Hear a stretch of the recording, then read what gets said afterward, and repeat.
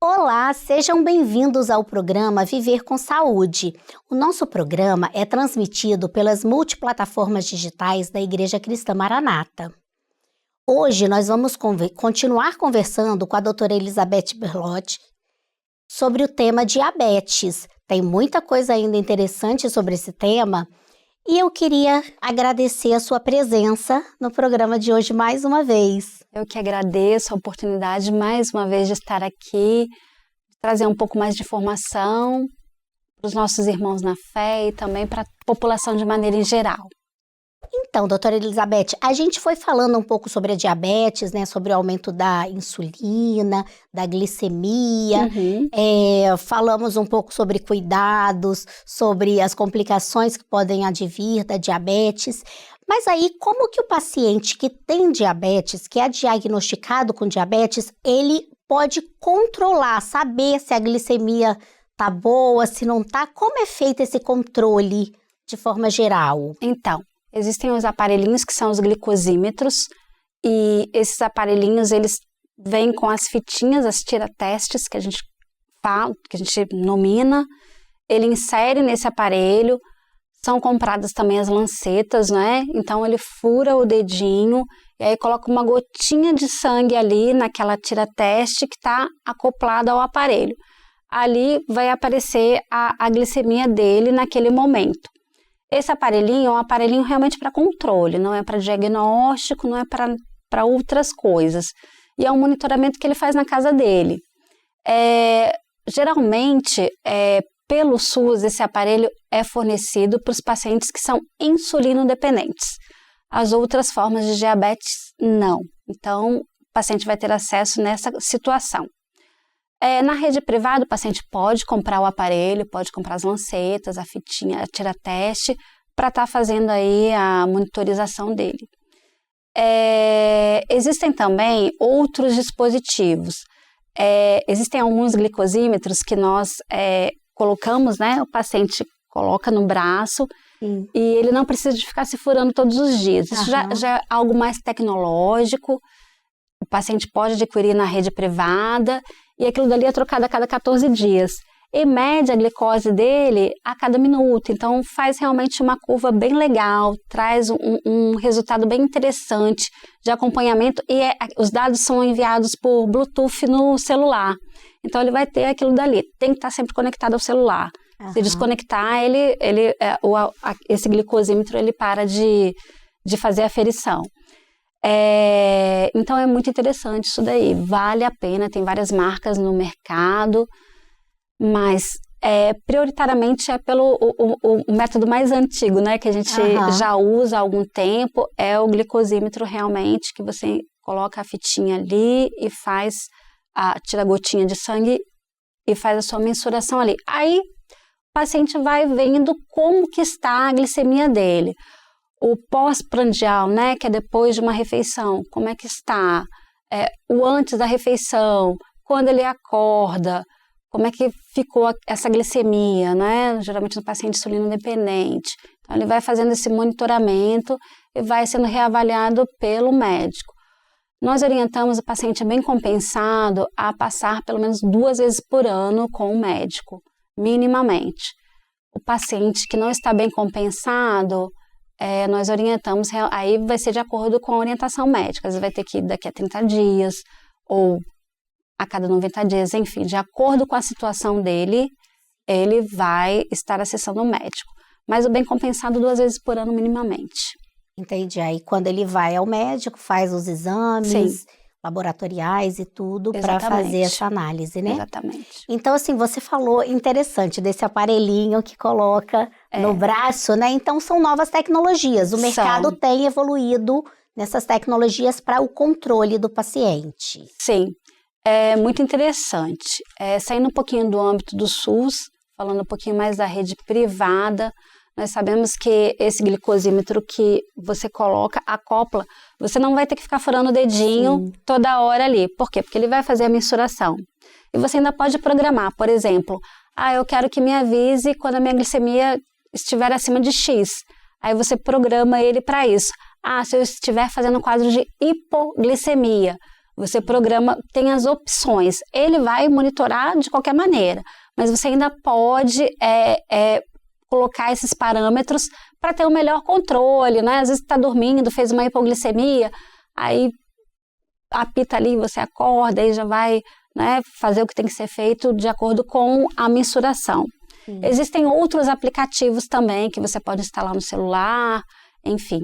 São aplicativos que te ajudam na sua contagem, né, de carboidratos e quanto que você vai ter que fazer de insulina, por exemplo, né? Esse é um dos exemplos. Muito legal isso. Tem um aplicativo que você tira foto do seu prato, aí ele já te sugere o que você tem que substituir ali, porque senão sua glicemia vai ficar muito elevada. Então, tem vários aplicativos no mercado, a grande maioria são pagos realmente, né? E aí você, de acordo com o que você quiser gerenciar, com o que você achar que está deficiente, de acordo com o seu médico, também com a equipe de nutrição, seja um nutricionista, seja um nutrólogo, você vai escolher ali aquilo que você precisa para o seu perfil, porque o tratamento tem que ser individualizado.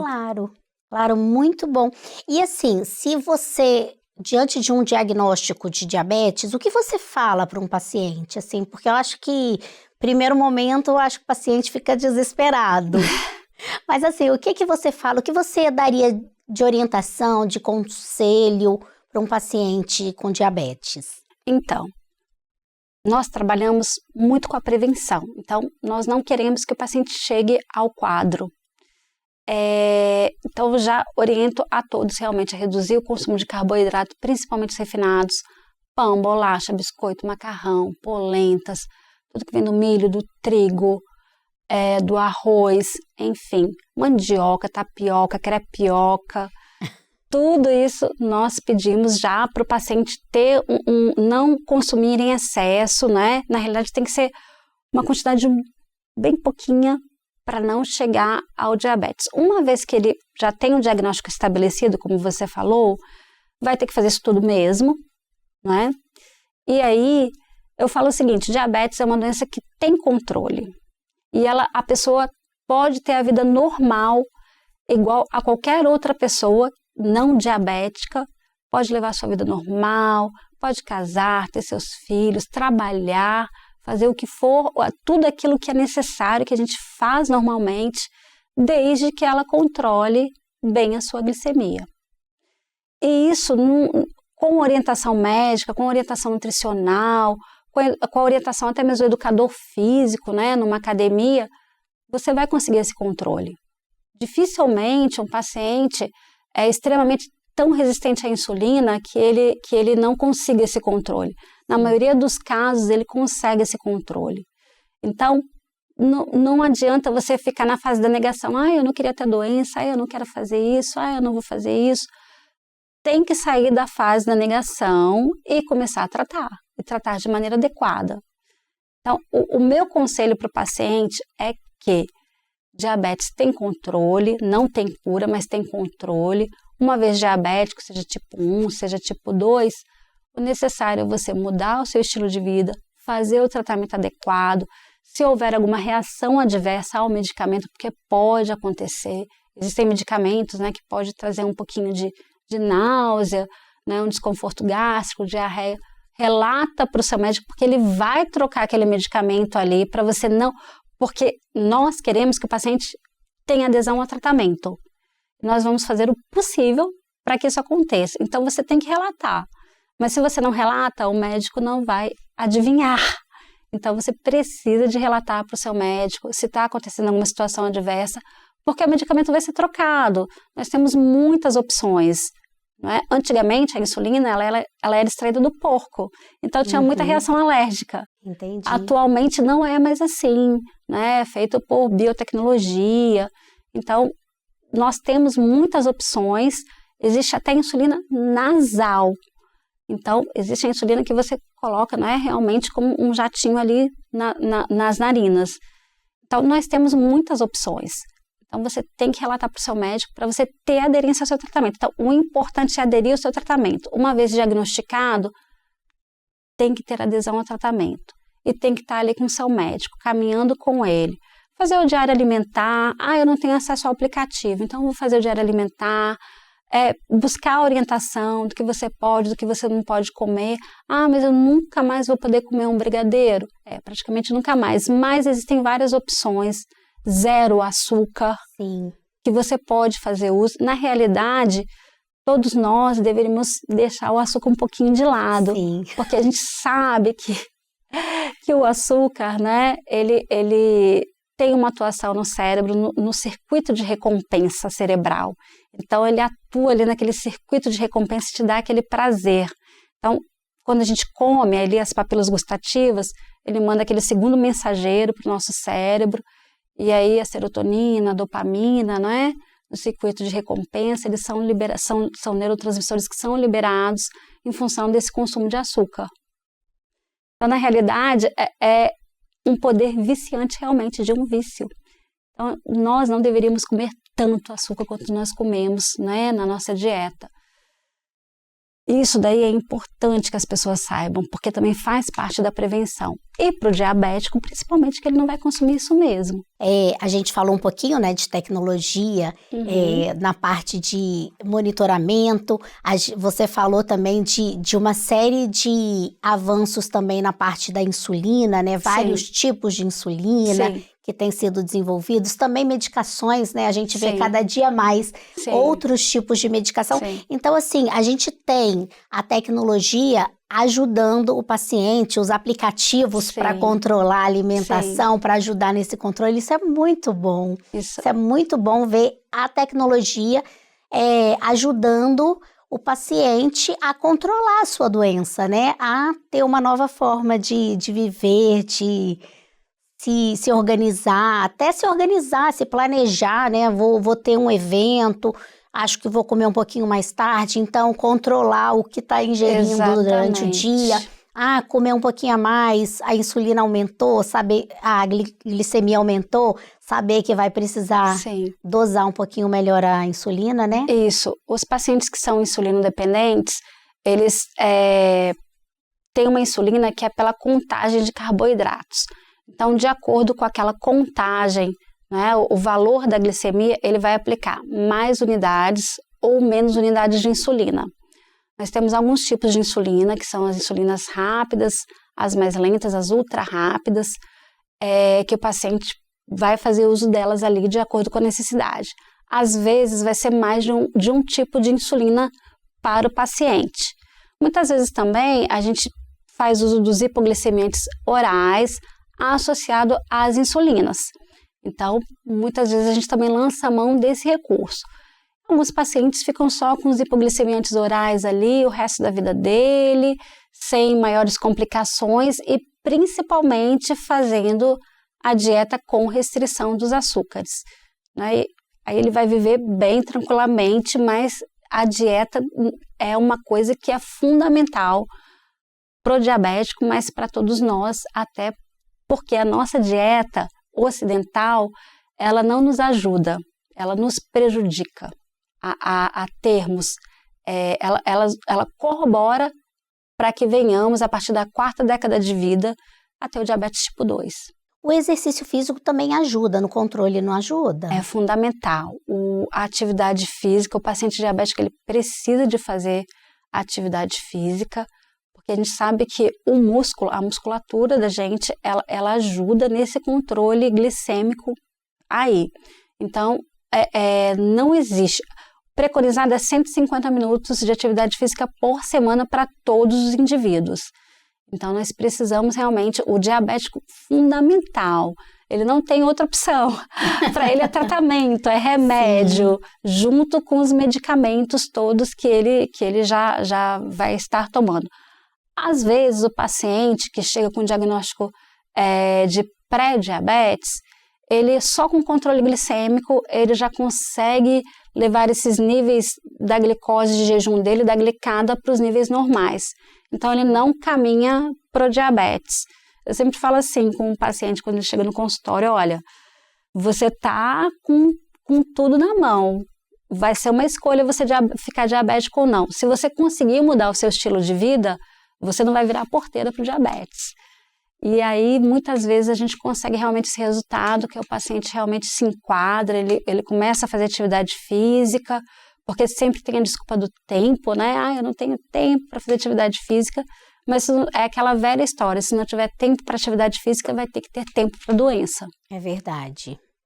Não é? Então, ele muda realmente o estilo de vida dele, e ainda bem que, graças a Deus, na maioria das vezes, ele volta ali para a glicemia abaixo de 99, abaixo de 100, de 99 para baixo, e para a glicada abaixo de 5,7%, né, ou para baixo dela. E aí a orientação é, esse paciente, né, que uma vez teve o diagnóstico de pré-diabetes, ele vai se comportar como se fosse um diabético dentro da casa dele, né, não vai comer açúcar, né, vai reduzir o consumo de tudo. Se ele for num casamento, num aniversário, quiser consumir um doce, aí naquele momento ali ele consome, aí depois ele volta à rotina da casa dele, né, sem o consumo do açúcar e de tudo o que vira açúcar no corpo da gente. Sim. E deixa eu te fazer uma perguntinha sobre diabetes gestacional, que é uma grande preocupação, né? É comum, assim, nos exames, né? Eu acho que é no começo da gestação que começa a dosar. Então, você pode falar um pouquinho? Já nos exames do primeiro trimestre, nós pedimos aí a glicemia de jejum para ter um parâmetro dessa gestante. Então, é claro que a gente sabe que tem algumas coisas que corroboram realmente para o diagnóstico de diabetes. A pessoa que está acima do peso, a pessoa que chega e nos informa que é sedentária, a pessoa que nos informa que é tabagista. Então, tem algumas coisas que faz uma dieta inadequada. Então, tem algumas coisas que já corroboram. Então, na gestante, é da mesma maneira. Então, nós pedimos os exames do primeiro trimestre. Quando vem esses resultados, aí nós já temos aí um indício se essa gestante é diabética ou não. Nós pedimos também a curva glicêmica, que é aquele teste, não é, que se faz com sobrecarga de glicose, de 75 gramas, e é feita a aferição na primeira hora e na segunda hora. Ou seja, colhido o mesmo sangue ali, a gestante elas nem gostam, né? Porque é o temor de todas as gestantes. É um líquido muito doce, muito ruim, eu já fiz esse teste. Enfim, não é muito agradável, mas é necessário. Sim. E aí a gente vai ter também esse valor da curva glicêmica. Geralmente, na primeira hora, se tiver acima de 209, já nos dá o diagnóstico, e na segunda hora se tiver acima de 200. Então, a gente já sabe que é diabético, a gente já dá esse diagnóstico aí do diabetes. Abaixo desses valores, fica na faixa do pré-diabetes ou da normalidade. Então, na gestante nós fazemos esse teste também, tá? Toda gestante é preconizado que se faça esse teste. E aí a gente tem um diagnóstico. O problema todo do diabetes na gestante é porque ela não está sozinha, ela está gerando uma vida com ela ali, não é? E o pâncreas desse bebê, desse bebezinho que está na barriga dela, ele é funcionante. Então, por isso que nascem aqueles bebês que a gente chama de GIG, não é? Grande para a idade gestacional, 5 quilos, o que não é normal, né? O que está fora do padrão. E isso daí realmente pode levar esse bebê futuramente a ter outros problemas metabólicos em função desse diabetes mal controlado durante a gestação. Uma vez diagnosticado o diabetes na gestação, a gente inicia com a insulina. O tratamento é com a insulinoterapia. A classificação realmente fica como diabetes gestacional e o tratamento com a insulina. Existem alguns novos estudos que estão trazendo outras formas de tratamento para gestante, mas prioritariamente eu trato as minhas gestantes com a insulina porque é mais segura, eficaz, já é um tratamento de longa data que as pesquisas trazem, né, os artigos científicos, e a gente inicia aí esse tratamento para elas. E geralmente ocorre um bom controle glicêmico. Sempre é uma tecla que eu bato sempre, a mudança do estilo de vida. Isso é fundamental. Porque se você consegue controlar a sua glicemia com a mudança de estilo de vida, você não vai caminhar para outros medicamentos, né, a passos largos. Se você não conseguir, a gente entra com medicamento e na gestante a gente entra com insulina. Entendi. Muito bom, assim, saber, né, até esse cuidado com as nossas gestantes, né, porque isso é importantíssimo para a formação dos bebês. Eu agradeço mais uma vez a sua participação, a sua presença aqui conosco. Ok, eu que agradeço a oportunidade de trazer mais um pouquinho de informação, né, para os nossos irmãos na fé, para toda a população de maneira geral, lembrando que o SUS está sempre de portas abertas, né, o SUS ele é universal, basta você se cadastrar na sua unidade de saúde, a gestante ela precisa de fazer o pré-natal, seja de baixo risco, seja de alto risco, de baixo risco fica ali na unidade de saúde e ela precisa de fazer esse acompanhamento, né, as consultas dela, inicialmente mensal, depois a gente vai reduzindo os intervalos a cada 14 dias e no finalzinho da gestação semanalmente. Se for uma gestante diabética, dependendo do controle glicêmico, ela vai para o especialista, ela não fica só ali na unidade de saúde, ela vai para o alto risco, mas assim, existe o controle, existe o medicamento fornecido pelo SUS, existe o tratamento e existe a mudança de estilo de vida. Agradeço também a você, telespectador, que está aqui conosco cada semana, assistindo aos nossos programas, comentando no YouTube. Agradeço e convido vocês a continuarem aqui conosco, participando.